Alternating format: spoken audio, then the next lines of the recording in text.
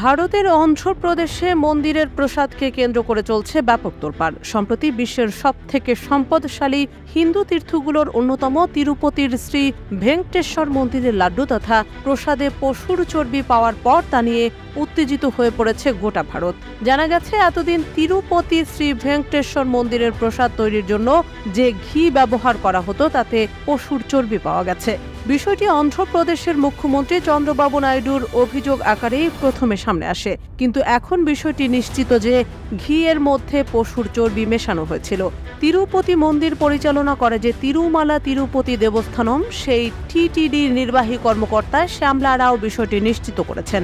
শ্যামলা রাও অবশ্য এর আগে বলেছিলেন যে শুধুমাত্র বনস্পতি ঘিতে ভেজাল মেশানো হয়, তবে এখন তিনিও জানিয়েছেন যে লাড্ডু তৈরির জন্য ব্যবহৃত ঘিতে পশুর চর্বির অস্তিত্ব পাওয়া গেছে।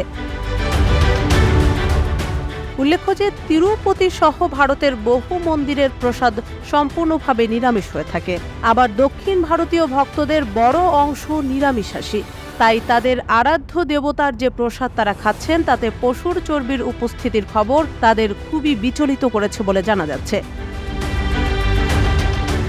টিটিডির নির্বাহী কর্মকর্তা বলেন, দায়িত্ব নেয়ার পর আমি যখন মুখ্যমন্ত্রীর সাথে দেখা করি তখন তিনি আমাকে প্রসাদের গুণাগুণ সম্পর্কে বলেছিলেন, সেজন্যই আমি এ বিষয়ে মনোযোগ দেই। সেই সময় 5টি সংস্থা ঘি সরবরাহ করছিল, কিন্তু যখন আমি গুণগত মানের ব্যাপারে সতর্ক করি তখন একটি বাদে বাকি সংস্থাগুলোর মান উন্নত করে অন্য সংস্থাটিকে আমরা কালো তালিকাভুক্ত করার প্রক্রিয়া শুরু করি। টিটিডি গুজরাটের ন্যাশনাল ডেইরি ডেভেলপমেন্ট বোর্ড বা এনডিডিবির কাফ ল্যাব বা centre for analysis and learning in livestock and ফুডের কাছে মন্দিরে ব্যবহৃত ঘিয়ের নমুনা পরীক্ষার জন্য পাঠিয়েছিল। গত 17 জুলাই নমুনা সংগ্রহ করা হয় এবং 23 জুলাই পরীক্ষা শেষ হয়। পরীক্ষার রিপোর্টে লেখা হয়েছে ঘিয়ের এস ভ্যালু কখনো কখনো বেশি বা কম হয়, আর এরকম হলেই বোঝা যায় যে ঘিয়ের সাথে চর্বি মেশানো হয়েছে। রিপোর্টে এটাও বলা হয়েছে যে বনস্পতি তেল এবং প্রাণীজ চর্বি দুই মেশানো হয়েছে ঘিয়ের সাথে। প্রথম ধাপের পরীক্ষায় পাওয়া গেছে সয়াবিন, সূর্যমুখী, রেপসিড, তুলোর বীজ ইত্যাদির সাথে মাছের তেল ব্যবহার করা হয়েছে ভেজাল হিসেবে। দ্বিতীয় মাপকাঠিতে দেখা গেছে যে ঘিয়ের মধ্যে নারকেল ও তালের বীজের চর্বি মেশানো হয়েছে।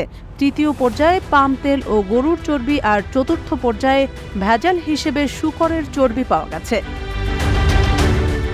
এদিকে পরীক্ষাগারে রিপোর্টটি দেখেছেন এমন দুজন বিশেষজ্ঞের সাথে কথা বলেছে সংবাদ মাধ্যম বিবিসি, যারা দুগ্ধ ও খাদ্য নিরাপত্তার ব্যাপারে বিশেষজ্ঞ।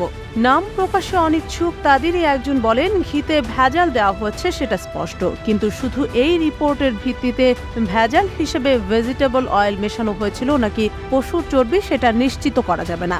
সাধারণত 6 লাখ লিটার গরুর দুধে 15 টন ঘি পাওয়া যায়। আমার জানা মতে ঘি সরবরাহকারী সংস্থাটির কাছে এই পরিমাণ গরুর দুধ সংগ্রহের কোনো ব্যবস্থা নেই। এছাড়া এই ঘিয়ের দামও খুবই কম, তাই ভেজাল নিশ্চয়ই হয়েছে, তবে কোনটা ভেজাল তা বলা যাবে না।